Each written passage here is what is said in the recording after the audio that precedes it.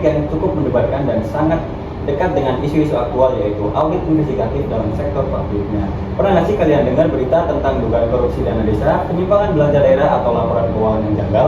Nah, pertanyaannya, siapa yang menyelidiki itu semua dan bagaimana sih caranya? Nah, disinilah audit investigatif itu berperan penting. Nah, sebelum kita mulai, mungkin kalian bakal bertanya-tanya, kenapa sih audit investigatif itu penting di sektor publik? Nah, jawabannya simpel, karena uang negara adalah uang kita semua, dan bayangkan kalau dana bos, dana desa, atau anggaran proyek jalan diselewengkan, dampaknya bukan cuma angka, tetapi bisa bikin masyarakat nggak dapat haknya. Disinilah peran audit investigatif mendeteksi, membuktikan, dan mencegah kecurangan.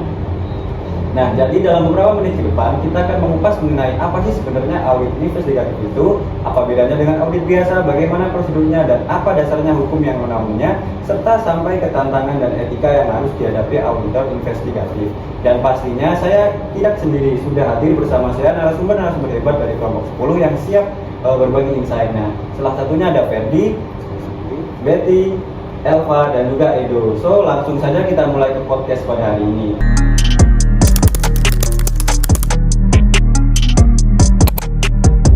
Kita mulai pembahasan dari pondasinya terlebih dahulu. Mungkin dari Mas Ferdi sebagai orang pertama yang akan membagikan insight, boleh dong dijelasin ke pendengar kita apa sih yang dimaksud dengan audit investigasi itu, tujuannya apa, dan karakteristiknya audit investigasi itu seperti apa?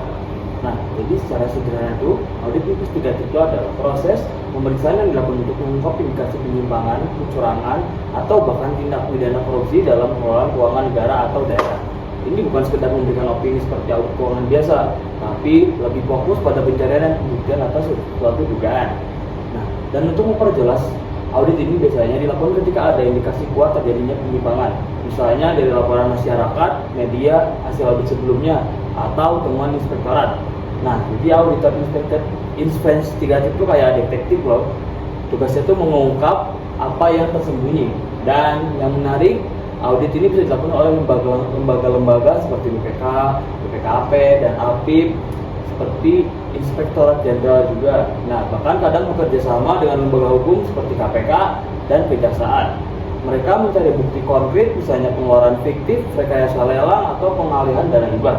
Nah, kalau kita lihat dari sisi tujuannya, audit investigatif itu punya misi yang besar, yaitu mendeteksi, membuktikan, dan mendokumentasikan kecurangan atau fraud. Tapi yang paling penting, hasilnya itu bisa dijadikan dasar hukum atau alat bukti dalam proses penyelidikan atau penyidikan. Nah, untuk tujuannya itu mengungkap fakta secara objektif, misalnya menemukan siapa pelaku, apa modusnya, dan berapa kerugian negaranya. Lalu memberikan rekomendasi hukum atau tindakan administratif kepada pihak berwenang, dan mendukung proses hukum misalnya untuk penyidikan atau penuntutan di pengadilan. Lalu juga ada karakteristiknya juga. Yang pertama itu ada berbasis bukti forensik, yaitu auditor mencari bukti yang bisa membuktikan adanya fraud secara hukum. Kedua, spesifik dan fokus pada kasus. Audit itu tidak general, hanya fokus pada area yang dicurigai bermasalah. Lalu yang ketiga, tidak terpaku pada SOP rutin, beda dengan audit keuangan yang sudah punya standar prosedur yang tetap. Nah, yang keempat, melibatkan wawancara, observasi, dan uji forensik dokumen. Lalu yang terakhir itu mengandung unsur pembuktian karena hasilnya bisa jadi bahan tuntutan. Nah, keren banget ya ternyata, tapi biar makin paham nih, mungkin perlu dibedakan juga antara audit investigatif dengan audit keuangan atau audit kinerja. Mungkin gimana Mas Ferdi? Saya mau ini boleh. Ada kegiatan lagi ya? Ya. Silakan. Mohon maaf, saya izin dulu.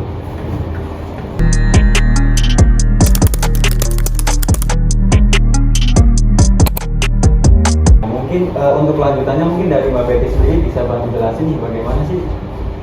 Oke, jadi gini, audit keuangan itu biasanya dia tujuannya itu memberikan opini atas kewajaran laporan keuangan. Nah, kalau audit kinerja, dia tuh menilai efisiensi, efektivitas, dan juga ekonomi suatu kegiatan pemerintah. Nah, kalau audit investigasi ini bukan untuk kasih opini, tapi untuk membuktikan ada atau enggak, ada atau tidaknya penyimpangan.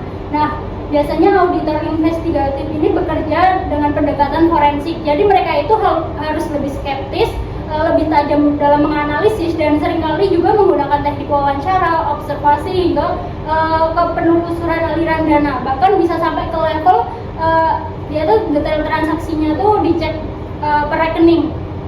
Oh ya, satu hal penting dari audit investigatif itu dia sangat situasional dan dia tuh tidak rutin. Artinya tidak semua instansi atau entitas pemerintah itu diaudit secara investigatif, kecuali kalau ada indikasi kuat. Nah makanya ini tuh disebut sebagai audit berdasarkan permintaan khusus. Nah, dan kita juga perlu tahu nih bahwa audit ini dia tidak bisa dilakukan sembarangan, harus mengikuti aturan dan standar pemeriksaan yang berlaku seperti SPKN yang dikeluarkan oleh BPK.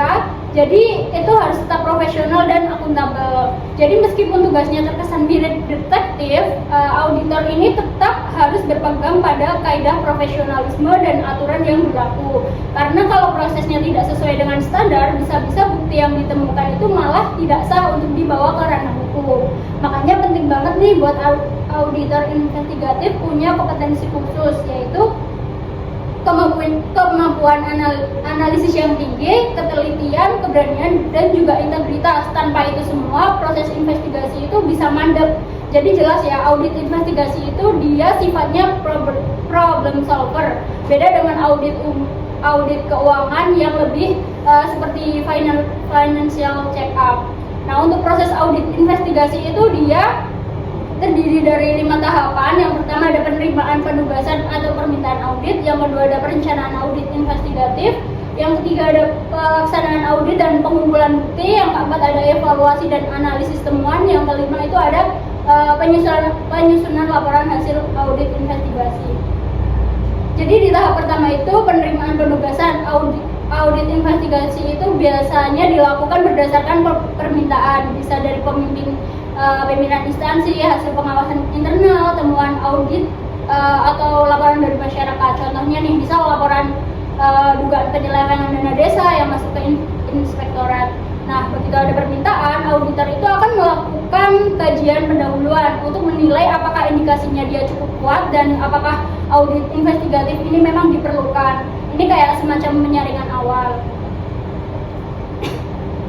Masuk ke tahap yang kedua yaitu perencanaan audit. Jadi auditor itu menyusun strategi pemeriksaan. Dia menentukan ruang lingkupnya, menetapkan sasaran dan tujuan audit, dan memetakan resiko. Di sini juga ditentukan metode investigasi yang akan digunakan itu seperti apa, misal kayak analisis dokumen, wawancara, atau observasi lapangan. Jadi jangan lupa ya, di tahap ini auditor itu harus menyusun tim audit juga, karena audit investigatif itu juga seringkali kompleks dan butuh spesialis, misalnya aja kayak ahli forensik, ahli IT, atau auditor yang dengan berpengalaman hukum.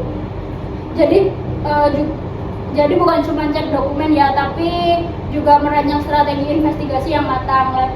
Selanjutnya ke tahap yang ketiga yaitu pelaksanaan audit dan pengumpulan bukti. Ini tuh tahap yang paling intens karena auditor itu akan memulai menggali bukti-bukti. Yang pertama itu bisa dengan wawancara dengan pihak terkait, yang kedua itu bisa penelusuran dokumen seperti kwitansi, kontrak, dan laporan kegiatan. Yang ketiga itu bisa verifikasi lapangan, dan yang keempat itu bisa dipakai juga data analitik untuk memprediksi pola transaksi itu. Contohnya nih, kalau misal ditemukan laporan pengadaan alat tulis tapi misal barangnya nggak ada di kantor, nah auditor itu bisa ngecek proses pengadaannya, siapa penyedianya, dan dokumen SPJ-nya. Bisa juga ditelusuri apakah dananya itu mengalir ke rekening pribadi. Nah, setelah bukti itu terkumpul, kita masuk ke tahap yang keempat yaitu evaluasi dan analisis temuan. Jadi auditor itu menyusun kronologi peristiwanya itu, menganalisis alur uangnya, dan menghubungkan bukti-bukti yang ditemukan. Dan penting juga untuk memverifikasi informasi dari berbagai sumber. Misalnya keterangan dari wawancara itu harus cocok dengan dokumen dan kondisi di lapangan. Nah, ini tuh disebut triangulasi data. Kemudian auditor itu akan menilai apakah tindakan yang dilakukan itu benar-benar melanggar hukum atau peraturan. Nah, misal iya, maka dia dicatat sebagai indikasi penyimpangan. Masuk ke tahap yang terakhir yaitu penyusunan laporan hasil audit investigasi.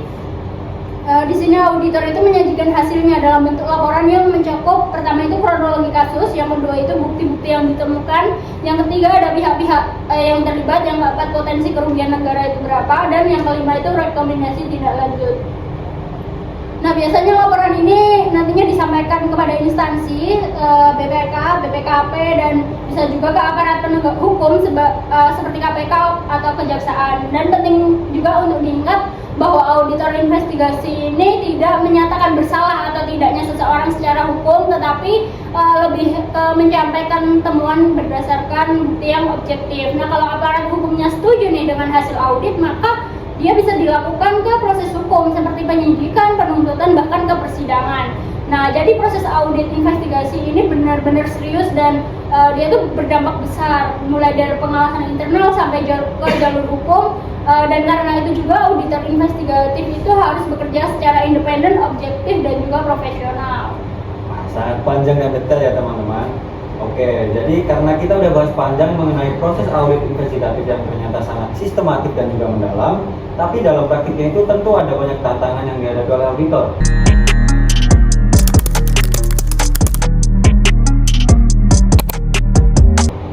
Ini kita akan ngobrolin nih tentang tantangan nyata di lapangan dan juga kode etik yang wajib dipegang oleh auditor investigatif. Kita mulai dari tantangan dulu ya. Mungkin dari Elva sendiri bisa membuka diskusinya itu bagaimana.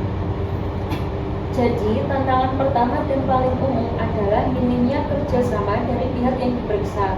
Kadang mereka merasa terancam atau takut kasusnya terbongkar, jadi informasi yang diberikan setengah-setengah atau bahkan menolak untuk diwawancarai. Dan sering juga terjadi penghilangan atau manipulasi bukti, terutama dokumen keuangan. Bahkan dalam beberapa kasus, bukti fisik seperti barang hasil pengadaan bisa dipindahkan atau disamarkan sebelum tim auditnya datang. Saya pernah baca kasus, tim auditor datang ke suatu kantor desa. Ternyata dokumen pertanggungjawaban keuangan tiba-tiba hilang karena katanya kebanjiran. Padahal dugaan kuatnya itu disengaja. Ini jadi tantangan serius, apalagi kalau tidak didukung teknologi digital. Selain itu, tantangan lain adalah ancaman keamanan auditor. Audit investigatif itu menyentuh kepentingan banyak pihak, apalagi kalau menyangkut anggaran besar.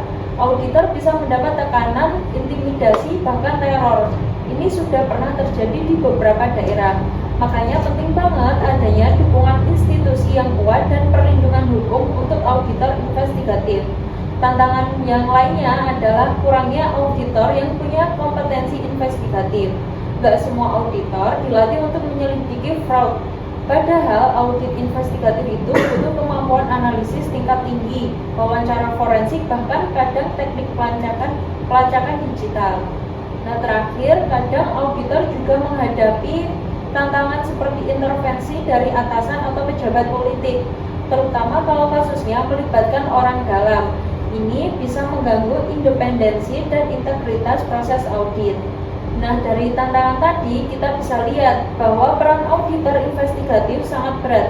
Makanya penting banget bagi mereka untuk berpegang pada kode etik profesi. Ada 4 prinsip etika utama yang harus dijunjung dalam audit investigatif yang mengacu pada kode etik auditor sektor publik. Yang pertama itu ada integritas. Auditor harus jujur, berani menyampaikan fakta meskipun tidak menyenangkan dan tidak berpihak kepada siapapun. Yang kedua itu objektivitas dan independensi. Auditor itu harus bebas dari pengaruh, tekanan, ataupun konflik kepentingan yang bisa memengaruhi penilaian profesionalnya. Kemudian yang ketiga ada kerahasiaan. Semua informasi yang diperoleh harus dijaga kerahasiaannya, nggak boleh dibocorkan ke pihak luar, apalagi jika belum ada kesimpulan resmi. Yang keempat yaitu ada kompetensi profesional.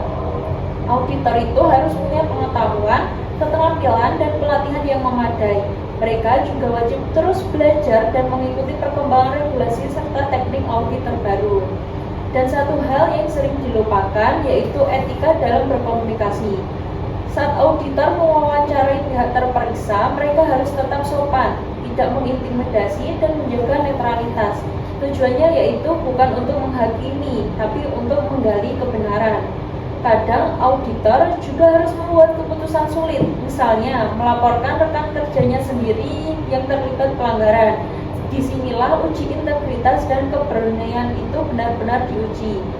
Makanya, peran lembaga pengawas internal dan eksternal juga penting untuk menjaga agar auditor tetap berada dalam koridor etika.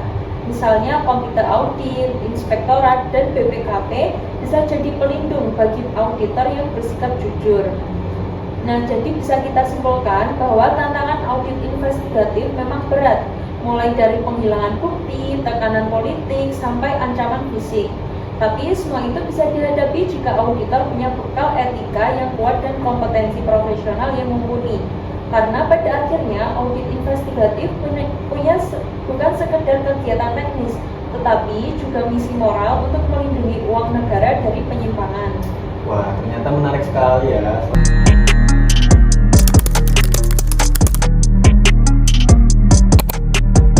Selanjutnya kita mungkin bisa geser ke Mas itu ya. Nah, audit investigatif itu sendiri kan pasti punya dampak hukum ya. Kira-kira itu hukum dan regulasinya itu seperti apa sih Mas itu? Oke, jadi audit investigasi di Indonesia punya dasar hukum yang kuat. Nah, beberapa di antaranya yaitu satu, ada Undang-Undang Nomor 15 tahun 2006 tentang BPK pasal 6 menyebutkan bahwa BPK berwenang melakukan pemeriksaan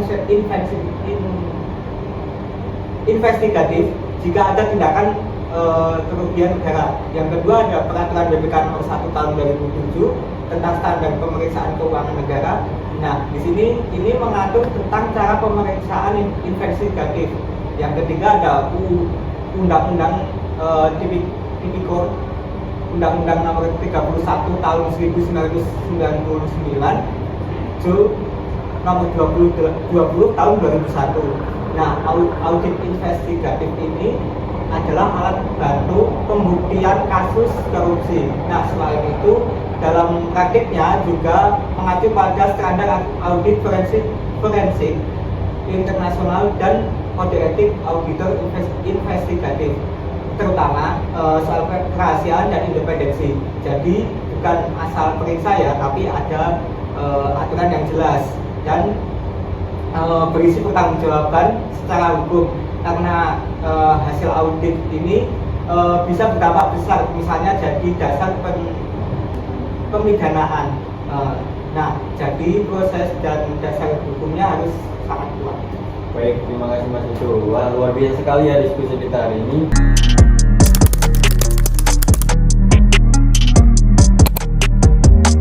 Dari awal kita sudah diajak untuk memahami apa sih itu audit investigatif, kenapa audit itu penting, dan bagaimana prosesnya hingga tantangan dan kode etik yang harus dijunjung tinggi oleh para auditor. Sebelumnya terima kasih banyak kepada Ferdi, Betty, Elva, dan juga Ido atas penjelasan yang sangat mendalam dan membuka wawasan yang baru bagi kita semua. Nah, kesimpulannya, audit investigatif itu merupakan instrumen penting dalam menjaga akuntabilitas dan integritas pengelolaan keuangan publik, dan audit ini bukan sekedar rutinitas administrasi tetapi juga sebuah upaya proaktif untuk mengungkapkan kecurangan dan penyimpangan yang bisa merugikan negara dan tentunya merugikan masyarakat luas.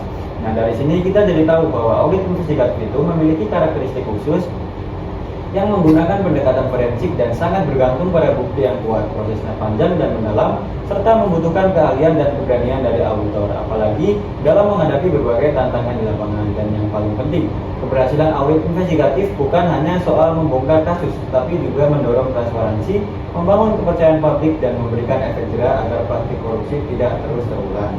Nah, akhir kata, semoga podcast ini bisa jadi bekal pengetahuan baru buat kita semua, terutama mahasiswa dan calon profesional di bidang akuntansi dan audit sektor publik. Jangan lupa menjadi bagian dari solusi, bukan hanya soal punya ilmu, tapi juga punya integritas dan keberanian untuk menjaganya. Sampai jumpa di podcast kelompok 10 berikutnya. Terus semangat belajar dan tetap kritis terhadap isu-isu publik di sekitar kita. Sampai jumpa.